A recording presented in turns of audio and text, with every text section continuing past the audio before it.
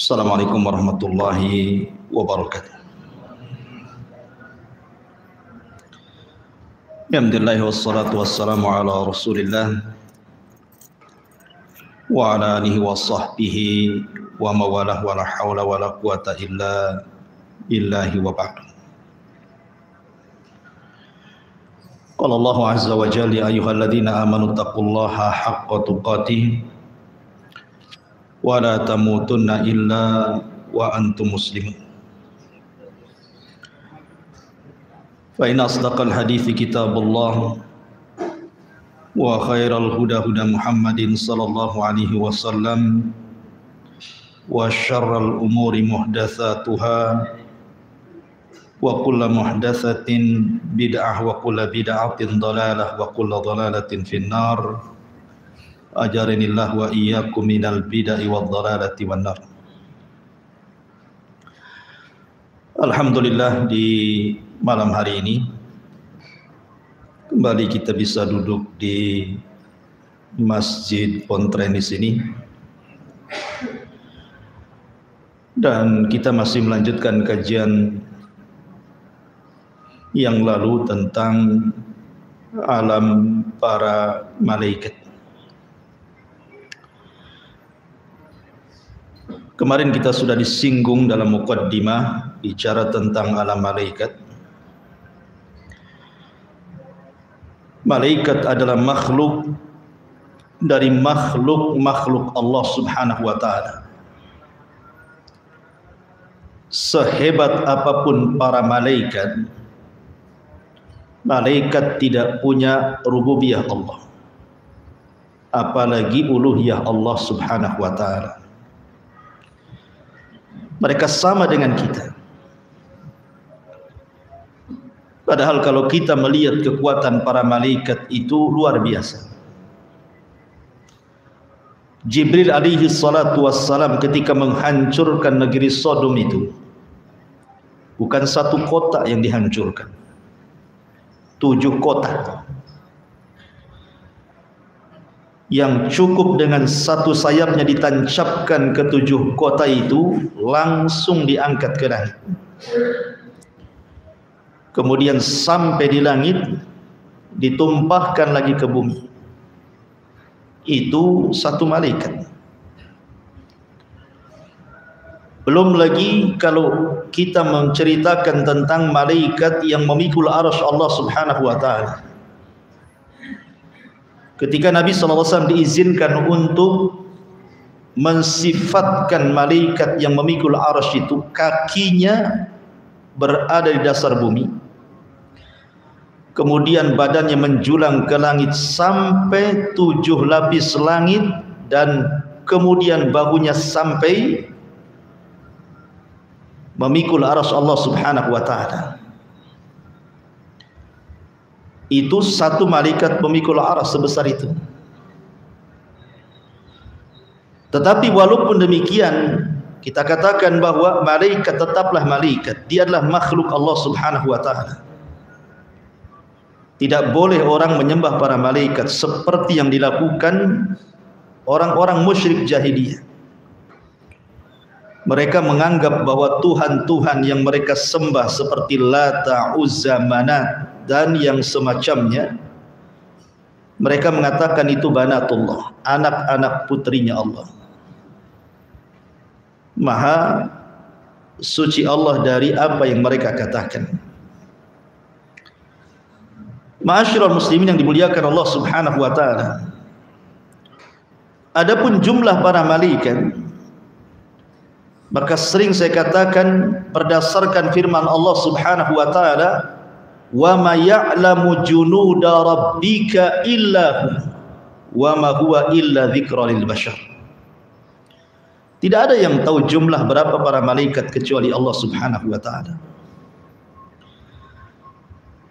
Ketika Nabi sallallahu alaihi wasallam menyebutkan malaikat yang menggeret jahanam saja, di mana Rasul mengatakan jahanam itu memiliki 70 tali kekang. Setiap satu kali tali kekang itu yang menggeret berapa malaikat? 70.000. 70.000 kali 70.000. Itu baru yang menggeret jahannam, khazanatun nar namanya. Malaikat-malaikat penjaga neraka. Sebanyak itu. Makanya Nabi SAW ketika mengatakan attatis sama, langit karena saking beratnya yang di atasnya itu sampai attatis sama, sampai mengeluarkan suara langit itu saking beratnya para malaikat yang ada di atasnya. Wa huqqala an ta'id, dan sudah berhak langit itu mengeluarkan suara seperti itu. Kenapa? Karena Nabi SAW mengatakan setiap 4 jari di langit itu ada malaikat yang berdiri sampai kiamat, ruku sampai kiamat, sujud sampai kiamat. Apabila ditiupkan sangkakala, baru mereka kemudian menengadahkan wajah-wajah mereka kepada Allah dan mengatakan, Ya Rabb, ma na'buduka haqqa ibadati, ma na'buduka haqqa ibadatika. Ya Rabb, kami minta maaf, kami belum mampu betul-betul menyembah. Padahal sudah sujud dari awal penciptaan sampai kiamat. Ngomong gitu dia. Kami belum mampu betul-betul menyembah diri, apalagi kita. Harusnya kata-kata itu kita yang ngomong. Belum lagi Nabi SAW pernah melihat Baitul Ma'mur. Satu hari di Baitul Ma'mur, malaikat yang masuk tawaf itu sebanyak 70.000. Kemudian tawaf beribadah, keluar tanpa kembali. Besoknya malaikat datang dengan jumlah yang sama, tapi malaikat yang lainnya. Dan seperti itu setiap hari pergantian malaikat sebanyak 70.000 para malaikat yang tawaf di Baitul Ma'mur. Dan malaikat tidak ada yang berdosa.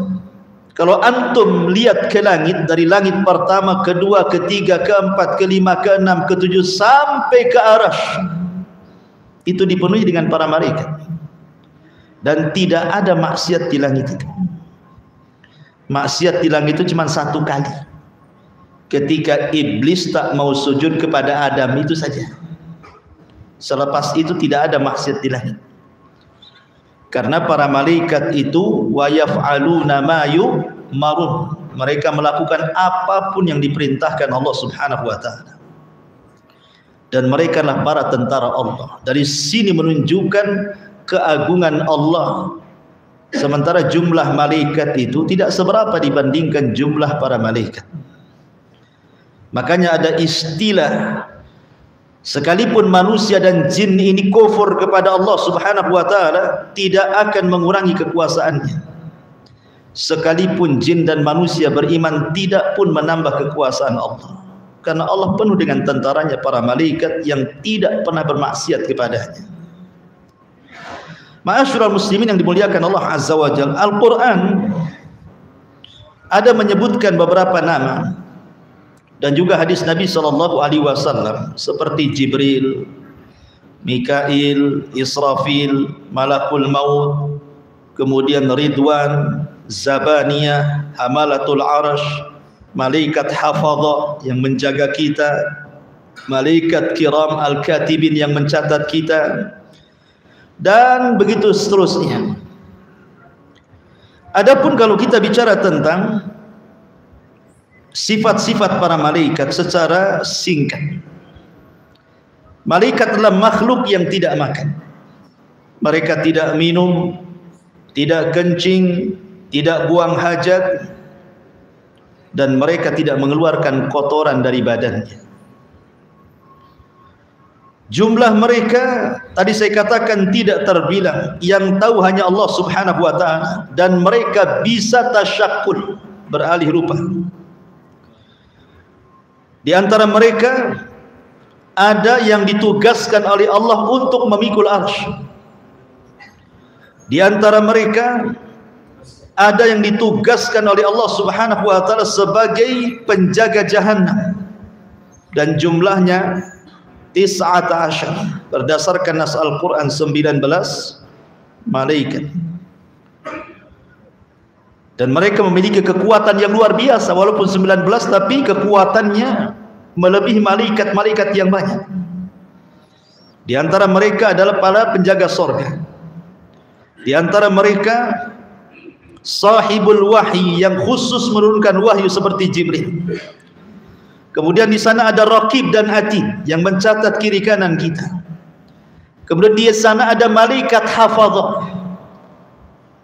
Hafazah ini malaikat yang menjaga kita. Apakah kita mukmin atau kafir tetap dijaga oleh Allah Subhanahu wa taala dengan dikirimnya para malaikat, dan ini bentuk rahmat Allah itu luas. Yang sering saya contohkan, kalau antum tidur di teras, tidak ada satu semut pun yang masuk ke telinga antum, padahal antum sudah nyemprot semut dengan baygon. Harusnya teman-temannya dendam kan gitu. Kalau mereka mau, dia bawa gengnya tuh orang itu yang sudah nyemprot saya, masuk aja ke telinga rame-rame. Tak ada juga. Ya. Kenapa? Karena Allah menjaga kita dengan hafazah, dengan para malaikat yang menjaga. Di antara mereka ada malakul maut. Dan malakul maut bukan satu orang tapi rombongan, karena orang yang mati itu bukan satu orang satu hari. Di antara mereka ada yang meniupkan roh, karena setiap hari janin itu setiap 4 bulan ditiupkan roh. Di antara mereka ada yang khusus mencatat kebaikan di siang dan malam, berjumpanya hanya di waktu subuh dan waktu asar saja. Di antara mereka ada yang memang dihususkan untuk mewakilkan tumbuh-tumbuhan ditumbuhkan di bumi, seperti Mikail, membagi-bagikan rizki kepada manusia di bumi. Kemudian di sana ada Israfil yang meniup sangkakala. Di sana ada malaikat yang Allah wakilkan untuk melakukan fitnah kubur, pertanyaan man rabbuka wa man nabiyuka wa ma dinuka, atau diistilahkan dengan Munkar dan Nakir. Dan banyak sekali para malaikat yang ditugaskan Allah Subhanahu wa taala. Ma'asyiral muslimin yang dimuliakan Allah Subhanahu wa taala. Baik. Tetapi malam ini kita akan menyebutkan beberapa kaitan malaikat dengan kita. Kapan malaikat itu mendoakan kita? Kapan malaikat membenci kita? Kapan malaikat melaknat kita? Majlis-majlis seperti apa yang malaikat datang di situ? Inilah yang kita akan bahas di malam ini. Ma'asyiral muslimin yang dimuliakan Allah Subhanahu wa taala. Malaikat ini adalah makhluk yang Allah Subhanahu wa taala fitrahkan kepada mereka cinta dengan kita kaum muslimin. Makanya Allah Subhanahu wa taala kalau cinta dengan kita itu yang pertama dipanggil siapa? Jibril. Kemudian Allah Subhanahu wa taala katakan kepada Jibril, ya Jibril, inni uhibbu fulanan fa ahibbahu. Jibril, aku suka dengan si fulan, kata Allah. Maka engkau harus suka juga dengan si fulan. Maka Jibril memanggil seluruh malaikat yang ada di bumi, yang ada di langit, dan yang sedang bertugas dimanapun, dan mengatakan, ya malaikat Allah, innallaha ahabba fulanan fa ahibbuhu. Wahai malaikat-malaikat Allah, dimanapun kalian berada, Allah sudah suka dengan si fulan, maka kalian semua harus suka dengan si fulan. Maka ketika itu Allah Subhanahu wa taala menanamkan kecintaan kepada si fulan tersebut, kecintaan penduduk langit dan kecintaan penduduk bumi. Dengan sebab itu Allah tanamkan dua kecintaan. Kecintaan penduduk langit maksudnya para malaikat, kecintaan penduduk bumi maksudnya manusia dan jin. Lalu apa faedahnya antum dicintai malaikat itu? Dan apa faedahnya antum dicintai manusia? Adapun faedahnya antum dicintai malaikat, malaikat yang mencatat amal kita, yang mengantarkan kebaikan kita kepada Allah, yang mencabut nyawa kita. Kalau malaikat sudah suka dengan kita, tidak mungkin dia mengantarkan yang buru-buru, tidak mungkin pula mencabut kita dalam posisi su'ul khotimah. Tetapi kalau faedahnya manusia cinta dengan kita, itu sebagai rekomendasi bagi kita saat kematian kita, bahwa kita mati di atas kebaikan. Sebagaimana di zaman Rasul, ada orang bawa jenazah, semua memuji jenazah itu. Kemudian datang lagi jenazah, semua mencela jenazah itu. Kemudian Rasul mengatakan wajabat. Kemudian sahabat mengatakan, apa makna wajabat wahai Rasul? Maka Rasul mengatakan, jenazah yang pertama yang dipuji manusia wajabat lahul jannah, maka dia pasti masuk surga. Tapi jenazah yang kedua yang dicaci maki, dicela manusia, wajabat lahun nar, maka dia wajib masuk neraka, kata. Jadi tazkiyah manusia terkadang penting. Makanya kalau jenazah disolatkan 40 orang yang tidak menyekutukan Allah, semua bertauhid, kecuali akan mendapatkan syafaat jenazah itu. Ma'asyiral muslimin yang dimuliakan Allah Subhanahu wa taala, kecintaan malaikat kepada orang-orang yang beriman itu sampai membantu dalam peperangan. Perang Badar, kalaulah bukan karena Allah, kemudian 5.000 malaikat dipimpin Jibril, sudah kalah tuh perang Badar itu. Tapi Allah turunkan 5.000 malaikat dipimpin Jibril, menang perang itu. Kemudian juga saking senangnya malaikat kepada orang-orang yang beriman, mereka bersalawat. Sebagaimana Allah Subhanahu wa taala mengatakan dalam surah Al-Ahzab 43, "Huwallazi yusalli 'alaikum wa malaikatuhu liyukhrijakum minadh-dhulumati ilan nur wa kana bil mu'minina rahima." Dialah Allah yang telah bersalawat kepada kalian. Kalau salawatnya Allah, maksudnya Allah memberikan rahmat.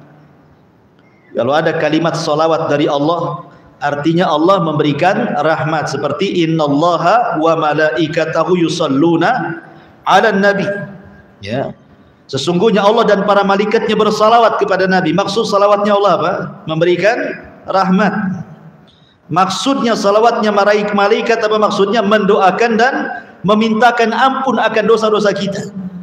Jadi malaikat itu mendoakan kebaikan kepada kita dan juga mendoakan ampunan kepada kita. Huwallazi yusalli 'alaikum wa malaikatuhu liyukhrijakum minadh-dhulumati ilan nur. Ma'asyiral muslimin yang dimuliakan Allah Azza wa Jalla, bahkan malaikat itu hadir di majlis-majlis ilmu, di majlis-majlis zikir, di majlis-majlis yang dibacakan Al-Quran di situ. Baik di masjid, baik di rumah, baik di majlis taklim, dimanapun. Kalau majlis itu ada zikirnya, ada mempelajari halal haramnya, ada bacaan hadis dan Qurannya, maka malaikat akan datang. Kemudian malaikat akan mendoakan dan memintakan ampun kepada orang-orang yang ada di majlis itu. Dan itu berdasarkan hadis Abu Hurairah radhiyallahu anhu. Kemudian juga para malaikat, mereka tidak pernah lepas dari kita. Malaikat itu tidak pernah akan lepas dari kita. Di sana ada malaikat raqib dan atid. Sejak kita lahir sudah diwakilkan oleh Allah untuk mencatat kebaikan dia dan menjadi korin dia yang baik. Belum lagi kesehari-hariannya. Tadi saya katakan ada malaikat itu yang setiap pagi dia memperhatikan kita dan mencatat amalan kita sampai waktu asar. Kemudian di waktu asar mereka naik ke langit, kemudian meletakkan catatan kebaikan kita di Sidratil Muntaha. Kemudian ganti dengan malaikat yang di malam hari memperhatikan kita terus, kemudian mencatat kebaikan kita di malam hari. Apakah kita tahajud, apakah kita witir, apakah kita zikir, apakah kita baca Quran, apakah kita tafakkur, dicatat semuanya sampai waktu subuh. Kemudian naik, kemudian diangkat ke langit dan diletakkan di Sidratil Muntaha. Jadi malaikat itu terus akan memperhatikan manusia. Termasuk juga malaikat itu ada yang ditugaskan ikhwan, hanya menyampaikan sholawat ke kuburan Nabi. Jadi kalau antum bersolawat Allahumma salli ala Sayyidina Muhammad, ini ada malaikat yang menyampaikan sholawat saya, langsung melesat ke kuburan Nabi. Kemudian disampaikan, ya Nabi Allah, si fulan bersolawat kepadamu, maka Rasul akan bersolawat 10 kali kepada kita. 1 kali bersalawat kepada Nabi, Rasul bersalawat berapa? 10 kali kepada kita. Ya. Jadi ada malaikat-malaikat yang mereka mengaminkan setiap doa orang-orang yang beriman saat berdoa. Makanya Nabi SAW mengatakan, da'watul mar'il muslim li akhihi bi dhahril ghaibi mustajabatun inda ra'sihi malakun kullama da'a li akhihi bi khairin qala al malakul muwakkal bihi amin walaka bimithli. Doa seseorang kepada saudaranya tanpa sepengetahuan dia, maka ketika dia berdoa ada malaikat di atas kepala kita. Setiap kita berdoa untuk saudara kita tanpa sepengetahuannya, malaikat yang di atas kepala mengatakan, dan kau akan mendapatkan hal yang sama dengan doamu kepada saudara. Jadi kalau seandainya antum berdoa kepada saya, ya Allah mudah-mudahan diberikan istri lagi lah Bu Merah itu, maka malaikat di atas kepala antum juga. Gitu maksudnya, paham ya? Ya, jadi antum kalau mendoakan orang poligami, kata malaikat, antum juga. Banyak-banyak berdoa seperti itu. Ya. Ma'asyiral muslimin yang dimuliakan Allah Subhanahu wa taala. Kemudian juga para malaikat itu memberikan tabsyir, kabar gembira, dan juga tahwib, penakut-nakuti saat manusia sedang sakaratul maut itu. Kalau dia ruhnya seorang mukmin, dikasih kabar gembira. Alla takhafu wa la tahzanu wa abshiru bil jannati allati kuntum tu'adun. Jangan takut, jangan sedih, surga sudah menantimu. Tapi kalau dia ruhnya yang jahat, malaikat menakut-nakuti. Ukhruji ya ayyuhan nafsul khabitha ila saqati minallahi wa ghadabi. Keluar wahai ruh yang jelek kepada kemurkaan dan kemarahan Allah Subhanahu wa taala. Ma'asyiral muslimin yang dimuliakan Allah Azza wa Jalla. Lalu siapa orang-orang yang akan dilaknat para malaikat? Jadi malaikat itu ada yang ditugaskan Allah khusus untuk melaknat saja tugasnya. Ketemu orang dilaknatnya orang itu, ketemu orang dikutuknya orang itu. Jadi ada malaikat-malaikat tugasnya itu hanya mengutuk orang saja. Apa semua orang dikutuk? Ya tidak. Siapa orang-orang yang akan dikutuk, dilaknat para malaikat itu? Pertama, orang yang menyembunyikan ilmu, tahu kebenaran tapi disembunyikannya, tidak mau disampaikan. Dan itu berdasarkan surah Al-Baqarah 159. Innal ladzina yaktumuna ma anzalna minal bayyinati wal huda min ba'di ma bayyanahu lin-nasi fil kitab ulaika yal'anuhumullahu wa yal'anuhumul la'inun. Orang-orang yang menyembunyikan apa yang kami turunkan dari keterangan-keterangan dan petunjuk setelah kami sampaikan dan jelaskan kepada manusia dari kitab tersebut, maka mereka orang-orang yang dilaknat Allah, dan mereka dilaknat orang-orang yang melaknat mereka, termasuk malaikat di dalamnya. Yang kedua, orang-orang yang melakukan bid'ah dalam agama. Nabi SAW bersabda, man ahdatha hadathan fa'alaihi la'natullah wal malaika wan nasi ajmain, rawahul Bukhari. Orang yang mengada-adakan sebuah perkara dalam agama yang tidak ada contohnya, alias bid'ah, maka Allah akan melaknat dia, malaikat akan melaknat dia, dan manusia semuanya akan melaknat dia. Kemudian yang nomor tiga, mati di atas kekufuran. Mungkin dia muslim dulunya kemudian murtad, naudzubillah. Maka orang-orang yang mati di atas kekufuran, maka Allah Subhanahu wa taala katakan dalam surah Al-Baqarah 161, innal ladzina kafaru wa matu wa hum kufar ulaika alaihim la'natullah wal malaikati wan nasi ajmain. Orang-orang yang kafir kemudian mati di atas kekafiran, maka mereka dilaknat Allah dan para malaikatnya dan seluruh manusianya. Hati-hati orang murtad, kalau mati di atas kemurtadannya maka dilaknat para malaikat. Kemudian yang keempat, orang yang mencela para sahabat, seperti orang-orang Syiah mencela banyak para sahabat, bahkan mengkafirkannya, layak mereka dapat laknat malaikat.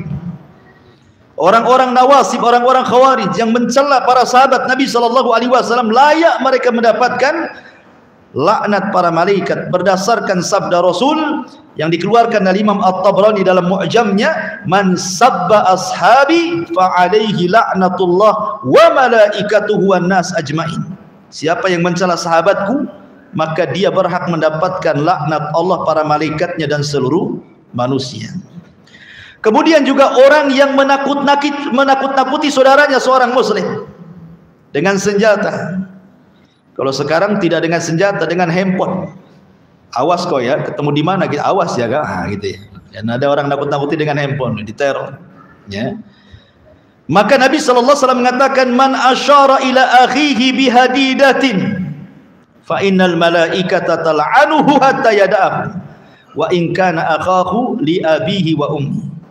Siapa yang mengisyaratkan kepada saudaranya sebuah senjata untuk menakut-nakutinya, tidak ditusuk, hanya nakut-nakuti saja, maka malaikat akan melaknatnya sampai dia letakkan tuh senjatanya. Kalau pakai handphone sampai diletakkan handphonenya gitu.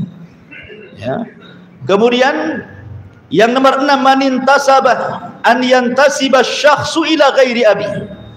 Menasabkan yang bukan nasabnya, bukan turunan Nabi, ngaku-ngaku pula Habib umpamanya. Bukan turunan orang kaya, padahal kaya ngaku-ngaku pula itu loh bapakku menteri dari Hong Kong. Ya. Dia ngaku-ngaku tuh. Kan banyak orang-orang ngaku-ngaku itu biasanya zaman dulu ya. Ya kan ada tuh di sandiwara-sandiwara itu, datang dari kampung gitu ya. Kemudian lama di kota, rupanya tidak berhasil. Kemudian nulis status cari rumah yang bagus, selfie pula dengan rumah yang bagus tuh. Ini rumah saya katanya. Ini mobil saya. Itu tuh bapak saya yang ganteng tuh katanya lagi lewat. La haula wala quwata illa billah.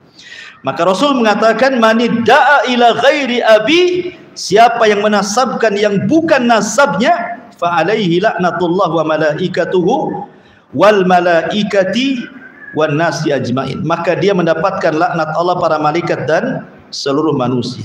Yang nomor 7, al-ghadar. Orang yang berkhianat, diberikan amanah dia khianat. Maka ini pun dalam riwayat Bukhari Muslim, fa alaihi laknatullahi wal malaika. Dia akan mendapatkan laknat Allah dan para malaikatnya. Yang nomor 8, irtikabul fasad wa zulmi. Melakukan kerusakan dan kezaliman. Zalim itu macam-macam, mengambil hak orang lain, ya, menggibah, mencaci, memaki dan begitu seterusnya, zalim. Atau merusak bumi, menebang hutan yang merupakan penghijauan, akhirnya ditebang, akhirnya banyak bencana dan begitu seterusnya. Maka orang-orang yang seperti ini, maka Nabi SAW mengatakan fa alaihi laknatullahi wal malaikati wan nasi ajmain, muttafaqun alaihi. Dia mendapatkan laknat Allah, malaikatnya dan seluruh manusia. Yang nomor 9, mualatu ghairi sayyid alladhi manna 'alal muslim bil hurriyati wal idki. Mungkin seorang budak loyalitasnya tidak diberikan kepada tuannya tetapi kepada orang lain, ini pun dilaknat. Termasuk juga yang nomor 10, seorang wanita yang menolak ajakan suaminya untuk berhubungan, maka wanita ini akan dilaknat sampai dia subuh kalau dia tidak bertobat kepada Allah Subhanahu wa taala. Termasuk juga orang yang berhukum dengan hukum selain Allah Subhanahu wa taala. Berdasarkan riwayat Imam Ahmad, mereka pun orang-orang yang dilaknat Allah Subhanahu wa taala dan para malaikatnya. Inilah orang-orang yang dilaknat. Sekarang orang-orang yang didoakan para malaikat, orang-orang yang didoakan kebaikan, malaikat beristighfar kepadanya, siapa mereka? Yang pertama, mereka adalah orang-orang yang tidur dalam posisi tahir, suci. Jadi sebelum tidur antum berwudu, ya, tidak masalah. Ustaz, saya sudah berhubungan dengan istri, berwudu saja. Karena Nabi SAW pernah berwudu, kemudian menggauli istrinya, berwudu lagi, menggauli istrinya, dan begitu seterusnya. Nah, padahal wudu itu kan menghilangkan hadas kecil. Kalau dia melakukan hadas besar kan secara otomatis batal kan. Wudu untuk tidur berbeda hukumnya. Itu sunnah, wudu saja. Ya, supaya untuk menyemangati kita juga dan tidak didekati setan saat kita tidur. Apalagi dia memang tidak melakukan hubungan, kemudian dia berwudu betul-betul ingin membersihkan dari hadas besar dan hadas kecil, maka disebutkan dalam sahih targhib dan tarhib, man bata tahiran bata fi syiarihi malakun. Siapa yang tidur dalam posisi suci, tidak ada hadas besar dan kecil, maka para malaikat akan berada di samping kiri kanannya. Setiap dia guling ke kanan, malaikat sebelah kanan mengatakan Allahumma gfir lahu, Allahumma arhamhu. Ya Allah, ampuni dosa orang ini. Ya Allah, rahmati orang ini. Berguling lagi ke kiri, sebelah kirinya mengatakan yang sama. Ya Allah, ampuni orang ini, rahmati orang ini, sampai dia bangun. Dia Bangun saja jadi ibadah, ikhwan. Tidur saja jadi ibadah. Tidur di atas ilmu itu jadi ibadah. Tapi tidur tanpa ilmu jadi dosa. Ya kan? Tidur di atas ilmu, tahu nih kalau saat tidur antum didoakan malaikat kiri dan kanan, ketika itu tidur antum jadi ibadah. Dan mimpi-mimpinya pun pasti enak itu. Tapi kalau seandainya tidur antum tidak demikian, bisa saja mimpinya aneh-aneh. Ya. Ini yang pertama. Yang kedua, muntadirus sholat, orang-orang yang menunggu sholat. Nah, seperti kita ini sedang menunggu sholat nih. Dari maghrib tadi sholat, sambil nunggu sholat ada pengajian nunggu sholat isya, kan itu. Maka Nabi SAW mengatakan, inna ahadakum ma qa'ada yantadirus sholata fi sholatin ma lam yuhdis tad'ulahul malaika. Sesungguhnya salah seorang di antara kalian tidaklah duduk menunggu sholat setelah sholat dan dia tidak berhadas sampai sholat kembali, maka para malaikat akan mendoakan dia, Allahumma gfir lahu, Allahumma arhamhu, ya Allah ampuni dosa orang ini, ya Allah rahmati orang ini. Kemudian yang nomor 3, orang yang berada di saf yang paling depan dalam sholat. Ya. Kemudian juga orang yang di saf sebelah kanan, termasuk orang yang berburu saf paling depan, maka mereka adalah orang-orang yang didoakan kebaikan para malaikat. Kemudian juga orang-orang yang mendapatkan aminnya para malaikat. Makanya setiap imam saat membaca ghairil maghdubi alaihim waladhdallin, maka aminnya bareng-bareng. Jangan nunggu imam amin baru makmum amin, tapi bareng-bareng. Ketika ghairil maghdubi alaihim waladhdallin, maka imam mengatakan amin, semua makmum ikut amin. Kata Nabi SAW, barang siapa yang takmin dia, amin dia, cocok dengan aminnya malaikat dalam satu waktu, Allah ampuni dosa-dosanya. Malaikat akan mendoakan ampunan kepadanya. Termasuk juga orang yang banyak bersalawat kepada Nabi SAW. Termasuk tadi saya katakan doa kepada orang yang antum tidak tahu bahwa antum sedang doakan dia. Termasuk juga orang yang infak di jalan Allah. Setiap pagi malaikat turun kemudian mengatakan, Allahumma a'ti munfiqan khalafa wa yaqulul akhar Allahumma a'ti mumsikan talafa. Ya Allah, kasih tambah rizki tuh si anu tuh yang sudah berinfak. Ya Allah, tahan rizki si anu tuh bakhil tuh. Malaikat akan ngomong begitu setiap pagi. Coba bayangkan, setiap pagi. Makanya saya lihat kemarin ada celengan di sini. Bagus tuh. Bawa ke rumah satu-satu. Setiap pagi antum masukkan 1000 uang koin. Jangan dibagi 2. Ya, kalau bagi 2 nggak laku tuh. 1.000. Malaikat tiap hari antum didoakan malaikat. Padahal 1000 perak tuh. Ya kan? Tok tok tok. Ya, pertanyaannya kapan jadi masjidnya itu? Kalau 1000 nggak apa-apa lah. Yang penting antum didoakan para malaikat ya. Kemudian juga diantaranya adalah man ada maridhan, orang yang mengunjungi orang sakit. Subhanallah, orang yang mengunjungi orang sakit ini luar biasa. Kata Nabi SAW, man ada maridhan, barang siapa yang dia mengunjungi orang sakit, syayya'ahu sab'una alfa malakin, di belakang antum itu diikuti 70.000 malaikat. Ya, Ustadz, susah cari orang sakit. Kata siapa? Di rumah sakit banyak orang sakit. Tiap hari aja antum rumah sakit bawa apa gitu. Nggak kenal Ustadz, sudahlah kasih aja kan itu. Yang penting 70.000 mendoakan antum dari belakang. Ya. Jadi kalau ada orang sakit ikhwan kita itu senang harusnya. Ayo kita kapan ke sana? Supaya diikuti 70.000 malaikat, semuanya memintakan ampun kepada antum. Apakah luar biasa ikhwan? Ya. Semuanya memintakan ampun, yang 7.000 malaikat itu, ya Allah ampuni orang ini, ya Allah ampuni orang ini. Sampai dia kembali setelah mengunjungi orang sakit. Plus setiap hari, luar biasa. Ya. Plus setiap hari bankrupt loh Ustaz, harus bawa jeruk, bawa ini, bawa itu kan itu. Jangan pikir itu, Allah ganti nanti. Kenapa? Karena kalau orang banyak mengunjungi orang sakit, al jaza min jinsil amal. Kalau antum sakit nanti banyak yang mengunjungi antum. Memang begitu balasannya. Karena orang sakit itu bukan sakit karena penyakitnya, sakit karena nggak dikunjungi biasanya. Ya. Taib. Kemudian juga inda tasahur, ketika seseorang sahur. Ya, orang sahur itu pembeda antara puasa kita dengan puasa ahli kita. Makanya Allah dan para malaikatnya dan seluruh penduduk langit dan bumi, sampai kepada semut yang ada di lubang, sampai kepada ikan yang ada di lautan, itu semua mereka mendoakan orang-orang yang sahur, orang-orang yang mengajarkan kebaikan, orang-orang yang belajar talabul ilmi, semua dapat. Kan untung tuh, ya. Ma'asyiral muslimin yang dimuliakan Allah Subhanahu wa taala, termasuk juga antum yang bermajelis taklim seperti ini. Kenapa orang yang bermajelis taklim itu, kata Nabi, kalau antum berdiri kemudian selesai pengajian, kata Rasul, qumu maghfuran lakum, dosa kalian sudah diampuni. Kenapa? Karena malaikat berjajar-jajar di atas kepala kita sampai ke langit saja. Dan malaikat yang paling atas berjumpa dengan Allah. Kemudian Allah mengatakan, ngapain kau berbaris-baris sampai ke langit, kata Allah. Maka para malaikat di atas menghabarkan, hambamu ya Rabb, mereka sedang berhalaqah menyebut-nyebut namamu. Ya. Kemudian Allah mengatakan kepada malaikat, apa yang dikehendaki hambaku di bawah itu? Mereka mengharap surga. Aku kabulkan permintaan mereka. Makanya tidak ada jalan pintas menuju surga kecuali thalabul ilmi.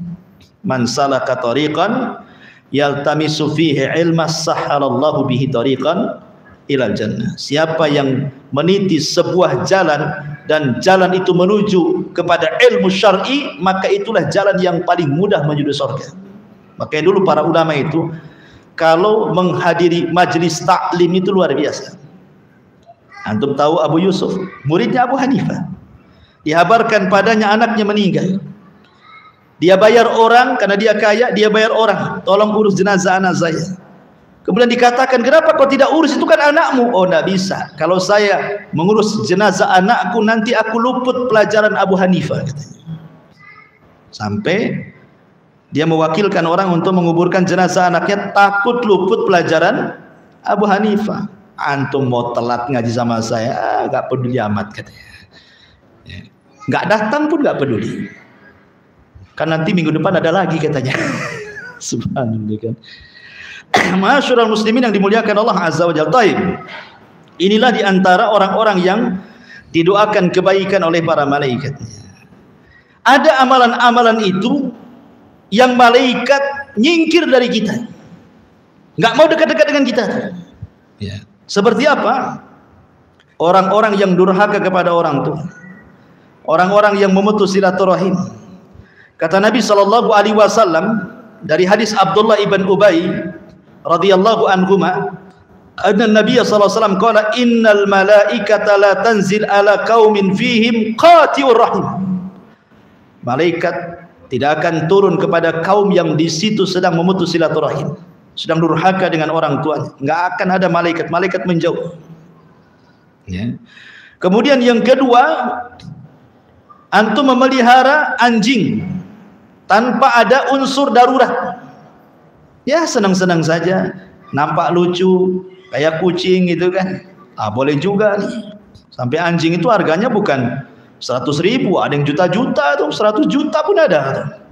Ya, padahal lihat, Nabi sallallahu alaihi wasallam mengatakan bahwa malaikat-malaikat tidak akan masuk ke rumah yang di dalamnya ada anjing.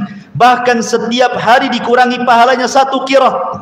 Antum tahu 1 qirat sebesar gunung Uhud itu 1 qirat. Setiap hari dikurangi pahala kita segitu tuh. Kalau antum memelihara anjing tanpa ada hajat dan kebutuhan. Ya.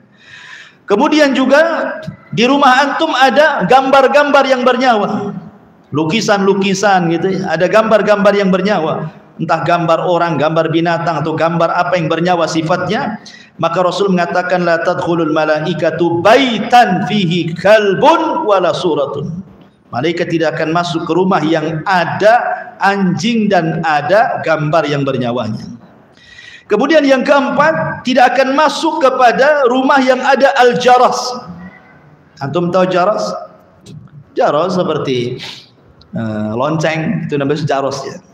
Ataupun wal musik, rumah yang dipenuhi dengan musik. Di zaman Rasul tidak ada musik keluar dari rumah itu, semua Quran. Di zaman sekarang tidak ada satu pun rumah kecuali Quran musik.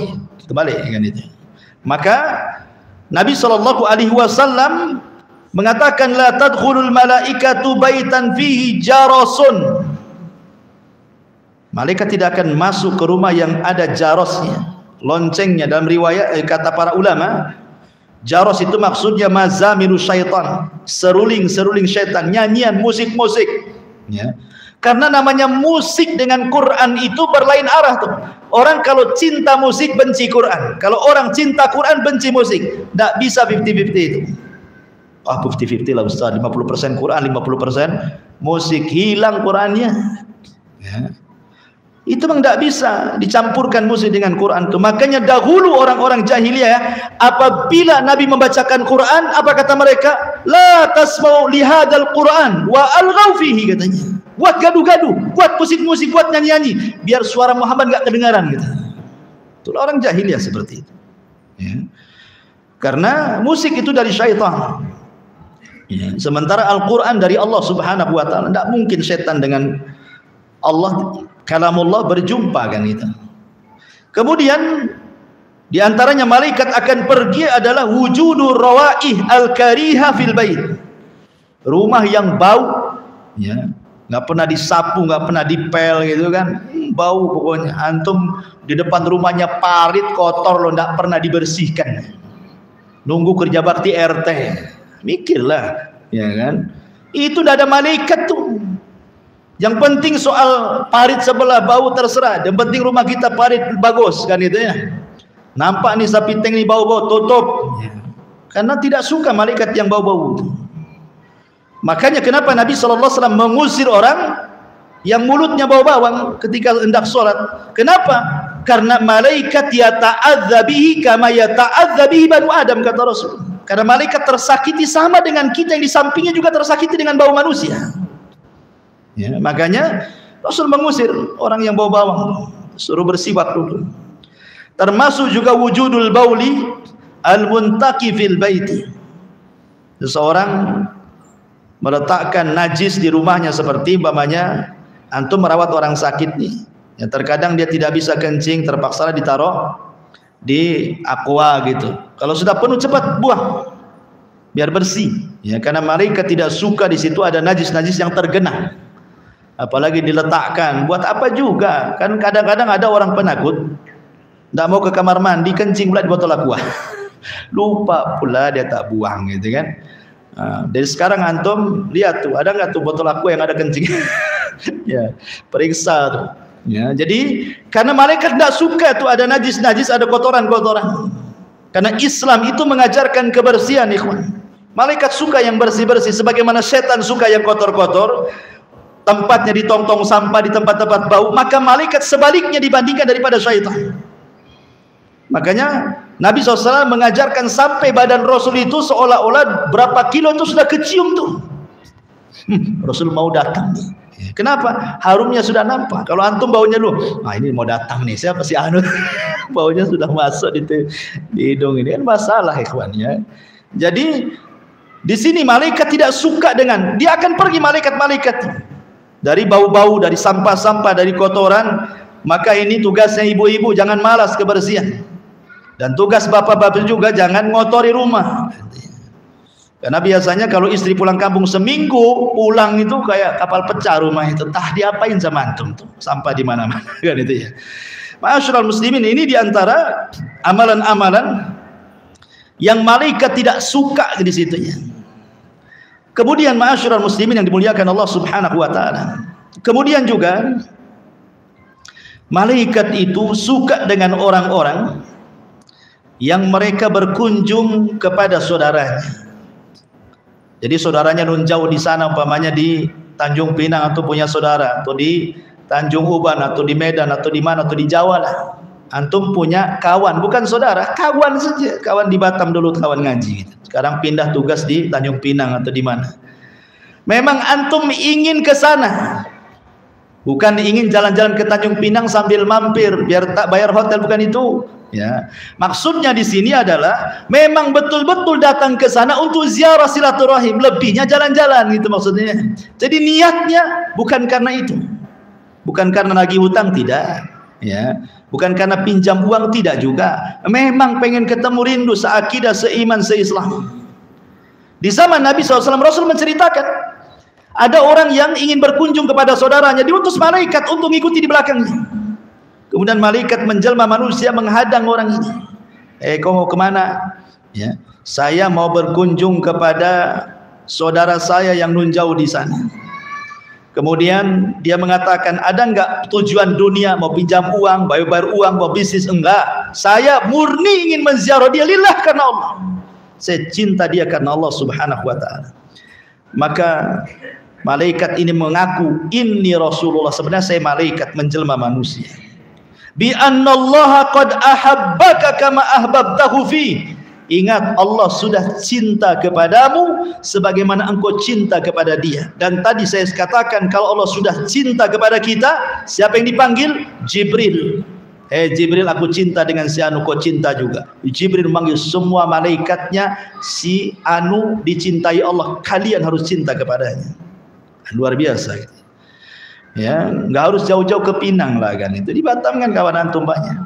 Antum kalau datang pinjam duit saja.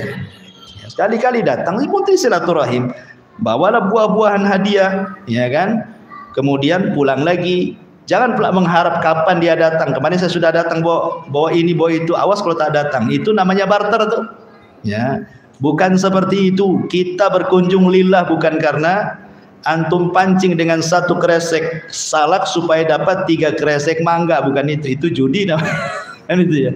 Nggak boleh seperti itu. Sudah isya belum? Pas ya. Oke, alhamdulillah. Subhanallah bihamdika, asyhadu an la ilaha illa anta, astaghfiruka wa atubu ilaik. Wallahu ta'ala alam. Assalamualaikum warahmatullahi wabarakatuh.